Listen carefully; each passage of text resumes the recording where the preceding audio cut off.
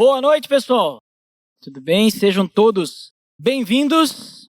E antes de mais nada, gostaria de dar os parabéns a todos os pais. Feliz Dia dos Pais, a todos os pais que são pais, obviamente, né? Porque eu dei os parabéns aos pais que já são pais, mas a mensagem de hoje, como eu comentei, ela serve tanto para os pais que já são pais e os futuros pais. Aqueles que têm, né, o desejo de ser pai algum dia. Daqui a pouco, a pessoa ainda não é nem casada, mas algum dia, né, planeja ser pai. Então, já fica a dica, né, do que nós vamos estudar hoje. E serve também, né, para as esposas, né, as mães, poder ajudar o seu marido a se tornar um ótimo pai. E por que não também, né, para as mulheres solteiras que estão à procura de um marido, já comece a observar se o seu marido vai ter essas características, né? Já fica aí para podermos ter aí um termômetro, olha só. Mas hoje nós vamos conversar sobre a história de Jó. Conhecem Jó? Já ouviram falar de Jó? Vamos abrir então nossas Bíblias em Jó, capítulo 1. Nós vamos ler dos versículos 1 até o 5. Jó, capítulo 1, versículos 1 até o 5. Que diz o seguinte: na terra de Uz vivia um homem chamado Jó. Era homem íntegro e justo, temia Deus e evitava fazer o mal. Tinha ele 7 filhos e 3 filhas, e possuía 7.000 ovelhas, 3.000 camelos, 500 juntas de boi e 500 jumentos, e tinha muita gente a seu serviço. Era o homem mais rico do Oriente. Seus filhos costumavam dar banquetes em casa, um de cada vez, e convidavam suas 3 irmãs para comerem e beberem com eles. Terminado um período de banquetes, Jó mandava chamá-los e fazia com que se purificassem. De madrugada, ele oferecia um holocausto em favor de cada um deles, pois pensava: talvez os meus filhos tenham lá no íntimo pecado e amaldiçoado a Deus. Essa era a prática constante de Jó. Vamos orar? Feche seus olhos, baixe sua cabeça. Senhor Deus, em nome do teu Filho Jesus, nós nos entregamos a Ti nessa noite para celebrar o Teu nome, mas também para Te adorar através do estudo da Tua Palavra. Que o Senhor possa nos conduzir, nos mostrar a Tua verdade e nos direcionar na aplicação do que nós vamos estudar hoje. Nos conduza em nome do Teu Filho Jesus, Pai. Amém. Então a história de Jó, ela é bem conhecida, né? Até no popular. Muitas pessoas usam a frase, o termo, né? Paciência de Jó. Já ouviram falar disso? Não precisa nem ter lido a Bíblia. As pessoas, né, falam isso como um ditado, né? Um jargão, né? Um jeito de falar, né? Essa pessoa tem paciência de Jó, uma pessoa muito paciente. E a história de Jó ela é muito conhecida por causa do seu exemplo de fé e temor a Deus, e principalmente por causa de um debate que vai pegar todo esse livro de Jó, né? E praticamente, quase todo, sim, é sobre esse debate de Jó com seus amigos. E Jó é um homem muito paciente com seus amigos, por isso se fala essa paciência de Jó, né? Mas Jó, por curiosidade, né? O nome dele significa, não sei se você sabia, mas significa odiado. Olha que interessante, sugestivo, né? Porque a história de Jó, a gente vê ele passando, né, por vários momentos em que ele é colocado, né, à prova a sua fidelidade a Deus. E claro, esse é só o significado do nome dele. Mas antes dele perder tudo e entrar nessa história que fica em torno, né, de todo o livro de Jó, e é o que todo mundo normalmente mais conhece, antes disso, nós percebemos o tipo de pai que Jó era. O tipo de chefe familiar, vamos dizer assim, né? Mas o tipo de pai principalmente. E vamos ver então os versículos que nós lemos. Versículo 1 diz que Jó era um homem íntegro e justo. Dizer que ele era íntegro e justo não significa que ele era perfeito, perfeição em pessoa. Apesar de que a palavra utilizada no original, ela também tem esse significado. Era como se a gente fosse traduzir e dissesse assim: Jó era um homem perfeito. Mas não foi utilizado aqui perfeito, foi utilizado íntegro, né? E justo. Porque apesar de ter esse significado, não significa que ele era perfeito, perfeição em pessoa. Mas o que nos importa é que ele era justo, que ele era honesto. E nós vamos entender de onde é que vem essa integridade dele e como que Deus vê ele de forma íntegra, justa, perfeita, né? Apesar, né, que nem eu falei, ele não ser 100% perfeito, né? Porque ninguém é perfeito e nós vamos até perceber que Jó reconhecia isso. Porque quando Jó pecava, ele reparava o seu erro. E daí vem a integridade dele, daí vem o fato de ele ser um homem honesto, um homem íntegro, né? Porque a fé dele, ela não era baseada em algo falso, não era uma fé falsa, não era uma fé hipócrita, assim como mais adiante até mesmo Satanás acusaria Jó da fé dele ser falsa, ser uma fé assim só de aparência. Por que a gente percebe isso? Porque diz que ele temia a Deus e evitava fazer o mal. A fé dele era verdadeira, ele realmente temia a Deus. E nos versículos 2 ao 4, nós vemos então que Jó possuía uma grande família e muitas posses. Inclusive, diz no versículo 3, finalzinho dele, que ele era o homem mais rico do Oriente. Jó, então, pensa só, ele tinha muitas posses, muitos rebanhos, uma grande família, era o homem mais rico do Oriente. Isso é importante e é citado aqui porque naquela época, principalmente, e hoje em dia até a gente vê alguns resquícios disso, mas naquela época a prosperidade material ela era sinônimo de bênção de Deus. Inclusive, é essa prosperidade material que vai ser um dos pontos principais do debate de Jó com os seus 3 amigos.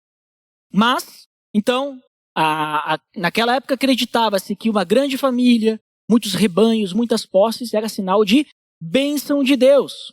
E essa bênção só vinha para uma pessoa que era justa, que era temente a Deus, não para qualquer um. Então daqui a pouco você já deve estar conectando. Quem conhece a história, já deve estar conectando, porque os amigos de Jó vão dizer para ele, olha, se você perdeu tudo é porque você fez algo contra Deus. É o que os amigos dele vão dizer.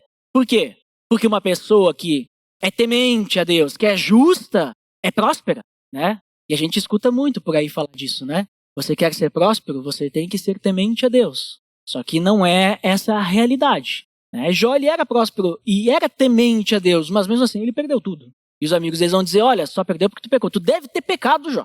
Tu fez alguma coisa errada, tu blasfemou contra Deus, tu amaldiçoou a Deus, tu fez alguma coisa que te veio essa maldição. Então, isso era muito assim incrustado na cultura, se você está passando por alguma necessidade, alguma dificuldade, é porque você fez algo contra Deus. Porque você não é fiel a Deus. As pessoas falam isso até hoje. Então, os amigos de Jó muitas vezes são os nossos amigos e às vezes somos nós mesmos, Que nem falando esse tipo de coisa. Mas essa não é a realidade. E nós vamos entender que não é. Mas, olhando então de volta para a riqueza de Jó, a riqueza de Jó significava que ele desfrutava do favor de Deus assim de uma forma excepcional, porque Jó é um caso único de exemplo de homem, de tão perfeito que era a sua vida. A gente vê isso mesmo, até mesmo o próprio Deus falando sobre Jó. No capítulo 1, onde nós lemos, do 1 ao 5, no versículo 8, diz assim, Deus falando com Satanás, disse então o Senhor a Satanás, reparou em meu servo Jó? Tá vendo ele lá? Meu servo Jó? Não há ninguém, ele não está dizendo, ele é um dos, não há ninguém na terra como ele, irrepreensível, íntegro, homem que teme a Deus e evita o mal. Não tem ninguém. Tá vendo meu servo Jó? Tá vendo lá? Esse é meu servo Jó. Sabe um outro ponto que Deus vai falar de novo? Porque daí tem uma conversa entre Deus e Satanás, e aí Satanás fala algumas coisas para Deus, e aí Deus permite, e aí, mesmo depois de Jó perder os seus bens materiais, ele não peca, ele não amaldiçoa Deus, ele não coloca a culpa em Deus. E aí depois disso, no capítulo 2, no versículo 3, disse então o Senhor a Satanás, reparou em meu servo Jó? Não há ninguém na terra como ele, irrepreensível, íntegro, homem que teme a Deus e evita o mal. Ele se mantém íntegro, apesar de você me haver instigado contra ele para arruiná-lo sem motivo. Está escrito aqui que Deus permitiu que tudo acontecesse aquilo com Jó. Porque Jó pecou? Porque Jó fez alguma coisa contra Deus? Está escrito sem motivo. Então Jó realmente era íntegro. O próprio Deus fala isso dele. Então não caiam nessa de que para você, se você está tudo bem com Deus, você será próspero. Se você não está tudo bem, você não será próspero. Deus não é um banco. Deus não é um ser em que a gente faz trocas com ele. Que nós chegamos lá, nós fazemos algo para ele e ele faz algo para nós de volta. Não é assim que funciona o evangelho. Não é assim que funciona o nosso relacionamento com Deus. E a gente percebe isso com Jó. Jó não fez nada errado. Mesmo assim, perdeu tudo. Eu não vou entrar nos pormenores dessa situação porque seria uma outra mensagem. Mas só para a gente entender que tipo de homem que Jó era. Alguém que era inclusive elogiado pelo próprio Deus. Então vejam só a vida de Jó. É elogiado por Deus. Tem uma família grande, né, com vários filhos e filhas. 7 filhos, 3 filhas. Tem muitas posses. Basicamente, olhando, né? Todos nós gostaríamos disso. Ele quase tem, de certa forma, entre aspas, uma vida perfeita, né? E aí é o que Satanás diz para Deus e fala assim, olha, esse teu servo Jó, ele é assim, ele é íntegro, ele é justo, porque ele está no bem bom. Porque ele não tem com o que se preocupar. Porque tu colocou uma muralha ao redor dele, tu protege ele, né? Ele está debaixo das tuas asas, do teu ninho, né? No versículo 10 do capítulo 1, Satanás fala isso. Não puseste uma cerca em volta dele, da família dele, tudo que ele possui. Ter abençoado tudo que ele faz, né? Por isso que Jó é assim. Aí é fácil. Satanás daqui a pouco pode ter dito assim, aí até eu. Ele não falou, não está escrito, tá? Mas talvez seria algo que nós falaríamos, né? Às vezes a gente é que nem Satanás. A gente usa as dificuldades da vida como desculpa para nossa falta de retidão. Eu não consigo ser que nem Jó, porque veja bem, minha vida não é fácil. Olha tudo que Jó tinha. Eu não tenho essa vida. Eu tenho que trabalhar de segunda a domingo, daqui a pouco, né? Dependendo da pessoa, de segunda a sábado, todas as semanas. Aí eu chego em casa, eu tenho um trabalho estressante. Eu chego em casa, a minha esposa me fala alguma coisa, eu vou gritar com ela, eu vou discutir com ela mesmo, porque, veja bem, olha a minha vida, né? Jó não tinha essas preocupações, obviamente, que ele devia tratar sua mulher muito bem, né? Olha a vida que eu tenho, é difícil. Se eu tivesse também sobre água fresca, eu não ia ter estresse e eu não ia discutir com a minha esposa. Te usa desculpa, né? Porque aí é fácil, né? Porque vocês não conhecem a esposa de Jó. Quem já leu e conhece a esposa de Jó? Quem foi a primeira pessoa depois que Jó perdeu tudo e apontou na cara de Jó e disse assim, Jó, você pecou. Sabe quem? A esposa de Jó. Jó perdeu tudo, menos a esposa. Aquela que era carne, um com ele. E foi a primeira que apontou o dedo para ele e disse, Jó, isso é culpa tua. Jó aguentava isso em casa. E mesmo assim, ele era íntegro e justo.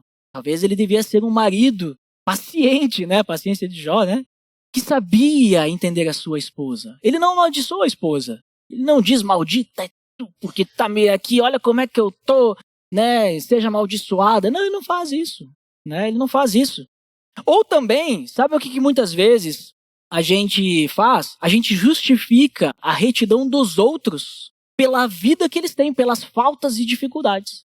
Mas veja bem, o fulano, ele consegue viver desta forma porque, olha só, ele já está feito na vida, né? Os filhos dele estão criados já, ele tem uma empresa em que ele não precisa nem trabalhar mais, ele só vê o dinheiro entrando, né? E ele, sei lá, só descansa, ele só curte os netos, ele só vê os netos naquele momento e depois ele não vê mais, ele não fica com o estresse de cuidar dos netos, né? Aí é fácil.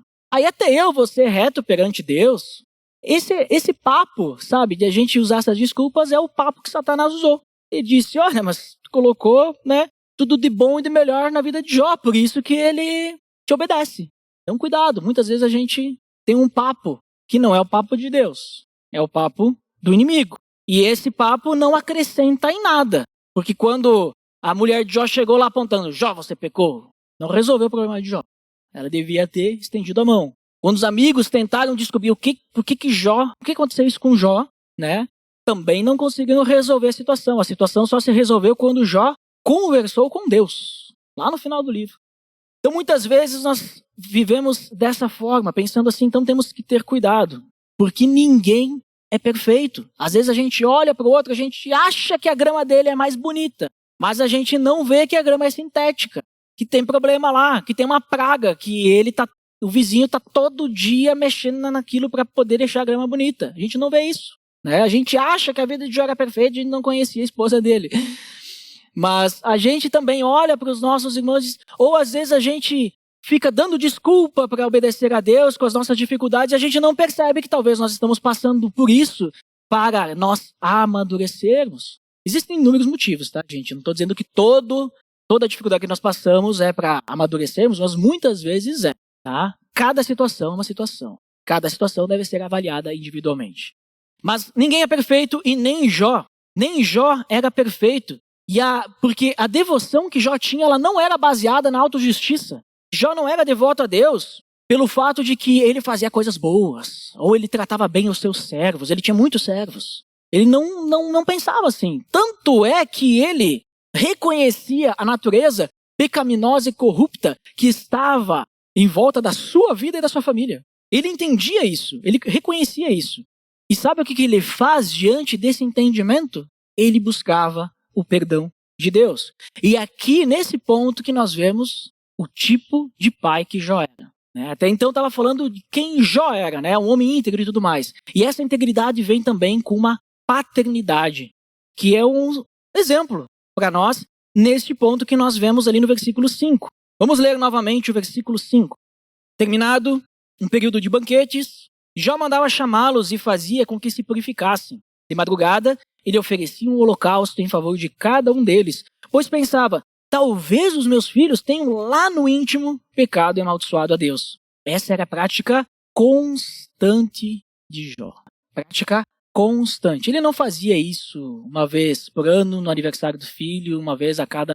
É uma prática constante. Então, até mesmo quando tudo parece estar certo nas nossas famílias, o Senhor nos chama diariamente ao arrependimento. Sempre tem alguma coisa para a gente se arrepender e confessar a Deus. Sempre tem algo. E Ele nos chama porque a verdadeira paz que nós vamos receber, a real devoção, elas vão fluir da misericórdia de Deus, através do perdão. É ali que nós percebemos e nós nos entregamos mais ainda. Porque nós somos perdoados. Mesmo sem saber se os seus filhos haviam pecado, Jó intercedia pelos seus filhos. Os filhos provavelmente deviam ser já maiores, Cada um deveria ter a sua casa. E os filhos homens, Então, eles eram, vamos dizer, chefes das suas famílias, vamos dizer assim, com suas esposas. E diz que, então, eles davam festas, convidavam até as 3 irmãs. Provavelmente um em cada casa, uma janta, um banquete. E Jó ficava preocupado com isso. Vai saber se lá no íntimo, sem que eles percebessem, daqui a pouco eles vão falar alguma coisa errada, alguma coisa que amaldiçoasse a Deus, fizeram algo errado, então vamos se reconciliar com Deus aqui. Chamava eles, mesmo que você não saiba se você fez algo, se fez já confessa. Se não sabe, vamos nos purificar. E ele fazia isso porque nessa época aqui não existia lei. Sabe aquela lei do Antigo Testamento que vem com Moisés lá no deserto, depois vem o tabernáculo, o templo e tudo mais, Os 10 mandamentos. Nessa época de Jó, apesar de vir depois, aqui na Bíblia, o livro, ela é antes dessa parte da lei. E nessa época não existia lei. Então, não haviam também sacerdotes nessa época. E aí, o pai, que era, vamos dizer assim, o chefe da família, o chefe da tribo, Então, vamos dizer assim, até mesmo que seus filhos tivessem suas esposas, o pai ali, Jó, ele era o líder de todos. Ele era o sacerdote da família. Ele tinha o papel de sacerdote. Ele também tinha o papel pastoral diante da sua família. Por isso que, então, Jó era aquele que oferecia os sacrifícios a Deus para pedir perdão pelos pecados que ele e também a sua família haviam cometido. Ele era o responsável por isso. E da forma como a gente vê Deus falando sobre Jó, nós percebemos, nós entendemos, da forma como Deus fala da integridade de Jó, nós entendemos, que Jó, ele fazia esse papel de sacerdote, de cuidado com a família, ele fazia isso com convicção, Ele fazia isso por amor a Deus. Ele não fazia isso porque, isso é esperado, Isso é o que a sociedade espera que eu faça, porque eu sou o pai, então eu sou o líder, então eu tenho que fazer. Ele fazia isso porque ele realmente amava a Deus. E, de certa forma, quando a gente ama a Deus e nós reconhecemos quem Deus é, nós vamos querer o bem daqueles que nós amamos, os nossos familiares. E se nós sabemos que o pecado nos afasta de Deus, nós não queremos que os nossos familiares se afastem de Deus, não é? Nós queremos que eles estejam próximos. E é isso que Jó fazia. Ele pensava nos seus filhos. Será que eles fizeram algo contra Deus? Muito perigoso, então eu preciso interceder por eles. Porque ele percebia que a raiz do pecado estava na sua família. No coração humano está o pecado lá. Indiferente quem seja, Jó mesmo reconhecia de si mesmo e da sua família também. E ele reconhecia também que a vida abençoada que ele tinha não era garantia que o pecado não ia entrar na sua família. Jó entendia que não era bem aquilo que as pessoas costumavam falar e até hoje falam. Né? Eles não estavam livres do pecado, eles corriam o risco de tropeçar, né, e cair no erro. E aí a gente percebe então o profundo interesse pelo bem-estar dos seus filhos. Como eu disse, ele temia que eles ele temia que eles pudessem ter pecado involuntariamente. E então ele oferecia os sacrifícios por eles. Jó, como comentei, ele é muito lembrado, né? As pessoas lembram muito de Jó pelo que ele tinha, né? Pelas coisas que ele tinha e tudo mais. Mas a gente percebe que ele também era um pai temente a Deus, que intercedia pelos seus filhos. E aí, olhando hoje, então, para a realidade, para a nossa realidade, usando o exemplo de Jó, como estamos, né? Como ficamos? Jó oferecia os sacrifícios pelos seus filhos, né? Hoje, a gente não precisa mais de sacrifício. Cristo se sacrificou por nós, de uma vez por todas. Não precisamos mais fazer sacrifícios para perdão de pecados. Cristo já fez esse papel na cruz. Ele entregou a si mesmo na cruz. Ele derramou o sangue que lava o pecado, que nos purifica. Através da cruz, inclusive, olha só que interessante, todos nós somos sacerdotes. Todos nós podemos chegar até Deus, porque Cristo é o intermediário. A Bíblia fala que quando Jesus morreu na cruz, naquele momento que ele bradou e disse em alta voz, está consumado, e depois ele disse, a ti, Senhor, entrego o meu espírito. Diz que o véu que estava no templo, que separava a habitação de Deus, vamos dizer assim, onde Deus habitava, aquele véu se rasgou de cima a baixo. E agora nós podemos chegar até Deus, sem precisar ser uma pessoa de uma linhagem e tudo mais. Não, todos nós. Em 1 Pedro também fala que nós somos uma geração eleita, sacerdócio real, nação santa. Todos nós podemos chegar a Deus. Mas poucos pais deviam estar pensando, então eu não tenho mais essa responsabilidade que Jó tinha. Não, você tem. Porque mesmo assim, Deus colocou no homem uma responsabilidade perante a sua família. Ele tem uma responsabilidade a mais. Paulo fala em Efésios, no capítulo 5, no versículo 23, ele diz que o homem não perdeu a responsabilidade de chefe da família, porque lá diz que o marido é o cabeça da mulher, como também Cristo é o cabeça da igreja. Então o homem, ele ainda é o líder do lar. O marido ainda é responsável pela família. E sabe o que traz essa responsabilidade? Nos versículos 25 a 27, diz que os maridos devem amar as suas mulheres assim como Cristo amou a igreja e entregou-se a si mesmo por ela para santificá-la, tendo-a purificado pelo lavar da água, mediante a palavra, e apresentá-la a si mesmo como igreja gloriosa, sem mancha, nem ruga ou coisa semelhante, mas santa e inculpável. Esse é o papel do marido. Ele tem essa responsabilidade diante da esposa. Ele tem que cuidar da esposa, assim como Cristo cuidou da igreja. Ele é a cabeça do lar. Ele é o líder, mas ele tem uma responsabilidade de cuidar da vida espiritual do seu lar.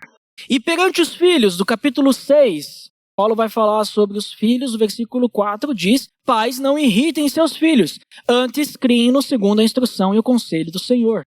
Sabe qual que é o oposto de irritar os filhos? Que diz, não irritem os filhos. Sabe qual que é o oposto de irritar os filhos? Guiar eles no caminho do Senhor. Porque se você não guiar no caminho do Senhor, provavelmente você vai agir com egoísmo diante deles, você vai agir de forma pecaminosa e você vai irritar qualquer um, até a esposa. Mas não é esse o papel dos pais. Antes, criem no segundo a instrução e o conselho do Senhor. Detalhe, aqui fala pais, né? Não é o pai só. E aí entra a importância, né? Que o marido, ele tem a responsabilidade espiritual sobre a esposa e juntos eles devem conduzir os filhos no caminho do Senhor. Mas perceba que a responsabilidade antes é do pai, porque se o pai não cuidar da esposa, não direcionar, a esposa daqui a pouco vai levar para um outro caminho. E aí, os filhos não serão bem cuidados, não serão bem direcionados. Vejam a importância, né, de dar o exemplo, ser exemplo, de cuidar, de aconselhar. No caso de Jó, ele chamava os filhos dele para purificá-los e oferecer os sacrifícios. Jó chamava, né? Ele diz ali, mandava chamá-los e fazia com que se purificassem. E de madrugada, então, ele oferecia um holocausto em favor de cada um deles. Ele fazia, então, os sacrifícios, mesmo que talvez eles não soubessem se tinham pecado, mesmo se não tinha pecado. Ele já se entregava a Deus, ele era tão íntegro e tão temente a Deus que ele buscava seus filhos antes que eles o buscassem para confessar algo. Ele considerava que na ignorância deles pudessem ter feito algo de errado. Né? Hoje, nós podemos exibir o mesmo interesse para com os filhos. Podemos ter a mesma atitude. Nós devemos hoje conduzir os filhos da mesma forma. Orientar, testemunhar e até orar por eles. Dar exemplo. Né? E isso significa, com várias aspas, sacrificar algum tempo. Sacrificar um momento do uso do celular. Sacrificar um momento de descanso. Sacrificar um momento de lazer individual para orar pelos seus filhos.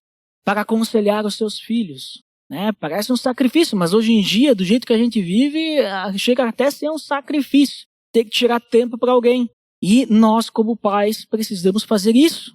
Então, todos os dias, se dedicar, nem que seja, como eu falei, para orar. Pedir para que Deus cuide deles. Pedir para que Deus os conduza. Pedir para que Deus ajude eles a crescer, para que possam agradar ao Senhor. E é muito importante a gente lembrar que o arrependimento deve ser individual. Nenhum de nós pode confessar o pecado do outro. Eu não posso chegar e, por exemplo, confessar o pecado da minha esposa para Deus. Deus, minha esposa pecou, então perdoe ela. Ela tem um relacionamento com Deus. Ela tem que pedir perdão. Eu não posso salvá-la também, Deus. Perdoe ela da vida que ela levava e salve ela. Mesmo que daqui a pouco ela não creia em ti. Eu não posso fazer isso. A salvação é individual. Da mesma forma, o arrependimento é individual. Então, os nossos filhos ainda têm que se arrepender. Mas o pai pode conduzir ao arrependimento. Nós podemos conduzir até mesmo os familiares, nossa esposa, nosso marido, a pessoa que nós discipulamos, nosso irmão. Se nós vemos o pecado, nós podemos conduzir ao arrependimento, ao entendimento do pecado, para que aconteça a confissão e ocorra então o perdão. É importante também a gente comentar que nenhuma oração do pai vai trazer o perdão para o filho, mas também o fato de nós fazermos tudo certinho, sermos que nem Jó, não é garantia que nós vamos ter filhos perfeitos, tá? Vejam bem, Jó era íntegro, mas a esposa apontou o dedo na cara dele, né? E creio que ele também conduzia a esposa e tudo mais, mas ela, né? Então não é garantia. Porém, pensem comigo, se nós formos íntegros, dermos bom testemunho, dermos exemplo, eu acho que tem mais chance dos filhos entenderem e aceitarem quando nós apontamos o erro para conduzi-los ao arrependimento, para conduzir a reconciliação com Deus, do que se nós fazemos tudo errado, né? E daqui a pouco a gente nem fala, ou daqui a pouco a gente quer falar, ele vai dizer assim, mas né, tu quer que eu faça algo e tu não faz, né? Nós temos que entender que, principalmente se são crianças, não têm maturidade, mas até os adultos fazem isso, tá? Que a gente às vezes, com muito amor, quer aconselhar alguém, e a pessoa não escuta porque, mas aquela outra coisa lá que tu faz isso, né? Não consegue entender que a questão, digamos assim, eu sou pecador também, eu tenho erros também. Mas nós estamos indo na reconciliação, não consegue entender isso, né? Então é muito difícil se os pais forem maus exemplos em casa, né? Então é muito mais fácil se nós fizermos coisa certa, né? Se nós conduzirmos, dermos bom exemplo, bom testemunho. Se nós formos também tementes a Deus, se formos íntegros, né? É que nem aquela velha história. Nós queremos, talvez, que a esposa ou os filhos leiam a Bíblia ou tenham um hábito de leitura, mas os filhos nunca viram o pai lendo nada, nem o jornal. Eu acho que eles vão ter interesse de ler algo, né? Porque para eles, se nem meu pai lê, acho que não é bom ler, né? Não tem motivação. Agora, digamos que sempre veja o pai lendo, né? Eu vejo os testemunhos de filhos de grandes homens da fé, né? que são pecadores também, como eu e como vocês. Mas muitos deles falam assim, nossa, eu via o meu pai lendo muito a Bíblia. Eu via a minha mãe dobrando o joelho e orando. Eu vi isso, e eu lembro disso, e isso marcou, sabe? Então pensem nisso. Digamos, às vezes a gente faz, né? A gente ora, a gente lê, mas a gente faz no secreto. E aí eles não têm a referência. É importante ter a referência. Às vezes vocês podem fazer num local público da casa, às vezes vocês... não é para se mostrar, tá, gente? Não pensem nisso. Mas é para mostrar, tipo assim, dar o exemplo, bom testemunho. Né? Nós oramos, nós lemos a Bíblia. Né? Orar junto com os filhos. Ler junto a Bíblia. Estudar em família, né? O pessoal chama de culto doméstico, né? Se reunir com a família para cantar uma música para louvar a Deus, ler um texto da Bíblia juntos, compartilhar algo, né? Orar juntos. Isso é muito importante. Mas sabe, o que pode acontecer se nós não fizermos nada? Sabe o que pode acontecer? Como eu disse, se nós fizermos algo, tem grandes chances que dê bom, né? Que dê certo. Pode ser que não dê certo também. Mas se nós não fizermos nada, será que tem mais chances de dar bom? Temos um exemplo na Bíblia sobre isso. Vamos lá em 1 Samuel. 1 Samuel capítulo 2, vamos ler os versículos 12, 13, o início dele, e 17. 1 Samuel 2, 12 diz o seguinte: os filhos de Eli eram ímpios, não se importavam com o Senhor, nem cumpriam os deveres de sacerdotes para com o povo. Eli era um sacerdote. Naquela época, nessa época aqui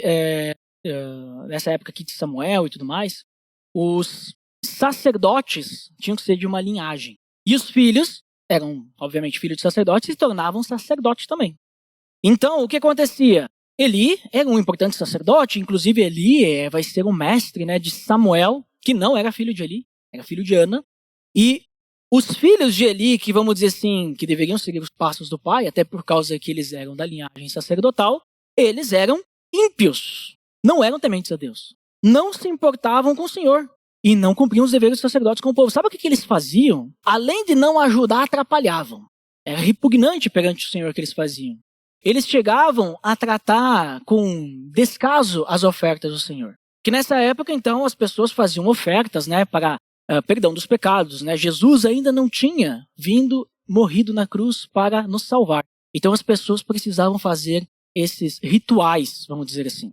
E eles chegavam lá no tabernáculo, nessa época que ainda não tem o templo, e eles entregavam ao sacerdote as ofertas. Essas ofertas eram colocadas, né, para serem cozinhadas, em alguns casos elas eram queimadas e assim vai. E os filhos de Eli, eles pegavam um garfo de 3 pontas, grande, e eles davam uma cravada lá dentro do lugar onde ficavam as carnes, e o que saía era deles. Se daqui a pouco alguém jogava lá um cordeiro inteiro sem despedaçar, mas eles tinham que fazer todos os processos, né? E eles pegassem inteiro, era deles. Sobrou nada para a oferta lá da pessoa que ia oferecer a Deus. E olha só o que no 17, né, diz: o pecado desses jovens era muito grande à vista do Senhor, pois eles estavam tratando com desprezo a oferta do Senhor. Isso é o que os filhos de Eli faziam. Filho de sacerdote. Eli não era um mau sacerdote. Não era mau. Mas os filhos dele eram, né? O que será que faltou? Porque Eli dava bom exemplo, dava bom testemunho. A gente não vê relatos de Eli fazendo uma coisa dessas. Sabe o que aconteceu? Eli não foi firme com eles. Eli não disciplinou eles quando eram crianças, nem quando adultos. Eli não fez nada. Ele deixou que eles continuassem a fazer o que eles queriam. Ele não se importou. E sabe o que aconteceu? Sabe quem teve que pagar por isso? Não foram só os filhos, mas Eli também. Porque a culpa não era... Os filhos eram ímpios, mas a culpa era de Eli. É o que Deus fala. Capítulo 3, versículo 13, ele diz: pois eu lhe disse que julgaria sua família para sempre, por causa do pecado dos seus filhos, do qual ele tinha consciência. Seus filhos se fizeram desprezíveis e ele não os puniu. Ele sabia o que os filhos estavam fazendo. Não era às escondidas. E ele não fez nada. Ele não se importou nem com os filhos, né? Porque o que eles estavam fazendo, né? Poderia ter disciplinado, poderia ter alertado e tudo mais. Mas não se importou nem com Deus. Porque eles não estavam pecando apenas contra Eli, não estavam desonrando apenas o nome de Eli, mas eles estavam pecando contra Deus. E Eli não se importou. Mas se fosse Jó ali, mas Jó já ia pegar eles e vamos lá e vocês vão restituir tudo que vocês roubaram. Agora que eu fiquei sabendo, né? Vocês vão ter que trabalhar para isso. Vocês vão fazer a coisa certa. Mas Eli não fez nada disso. Então, nós precisamos entender que nós não temos o controle total de ninguém. Mas a gente pode afastar os filhos, os familiares, nós podemos afastá-los da ruína que o pecado traz. Como é que a gente pode afastar? Através de conselhos, através de disciplina e muita oração. Essas são as ferramentas que nós temos: oração, aconselhamento, disciplinar, conduzir, direcionar, conversa, relacionamento, estar junto. Isso é que vai nos ajudar. Então, para a gente ser como Jó, nós precisamos fazer isso com amor e devoção. Porque se a gente fizer só porque eu estou falando isso hoje, porque foi falado lá que eu tenho que então cuidar dos meus filhos, interceder por eles, orar por eles, então eu vou fazer. Porque falaram que tem que fazer, eu quero fazer porque disseram que tem que fazer. Não, você tem que fazer isso porque você quer. Porque você, em primeiro lugar, ama a Deus. E você ama o seu filho. E você quer que o seu filho esteja em paz com Deus, tenha um bom relacionamento, tenha intimidade com Deus, assim como acredito que você também tem. Então, se você ama Deus e você ama seu filho, você quer que exista um relacionamento entre seu filho e Deus também, então você vai buscar temer a Deus com amor, você vai buscar conduzir seus filhos com amor, se entregando a Deus. Nós não devemos fazer isso porque é esperado que façamos, mas nós temos que fazer isso de uma forma espontânea, em espírito de devoção. Vamos orar por isso? Porque eu sempre falo, no final de cada mensagem que nós somos desafiados, que não é fácil, porque nós somos pecadores. E nós precisamos, sozinhos nós não vamos conseguir, nós precisamos do Espírito Santo para nos conduzir a isso. Então vamos orar por isso, para que Ele possa nos conduzir, para que sejamos íntegros e tementes a Deus. Vamos orar? Pai amado, em nome do Teu Filho Jesus, nós somos gratos a Ti porque um dia o Senhor chegou a cada um de nós. Nós temos o privilégio de nos reunirmos aqui hoje para engrandecer o Teu nome e também aprendermos como o Senhor quer que nós vivamos uma vida de intimidade contigo.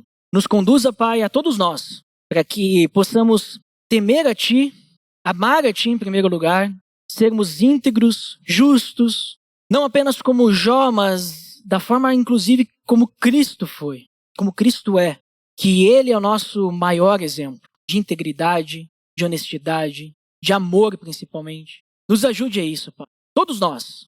Mas eu faço um apelo em especial aos pais que estão aqui, para que o Senhor possa conduzi-los a uma vida de retidão, a uma vida em que eles possam se dedicar a Ti em primeiro lugar e possam conduzir a seus filhos, seus familiares, as pessoas que estão na sua casa da mesma forma. Que eles possam ter no coração, que Teu Espírito Santo possa ajudá-los a ter essa necessidade de interceder por todos que estão debaixo da Sua autoridade, Deus. Em nome de Jesus que eu oro, porque eu sei, Deus, que só com Teu Filho, só com o Teu Espírito Santo e através do Teu Filho, nós podemos alcançar isso. Porque nós sozinhos somos fracos, Deus. Mas também tenho certeza, Deus, que se tivermos uma entrega real e total, isso será possível. Obrigado, Pai, por aquilo que o Senhor vai fazer. Em nome de Jesus. Amém.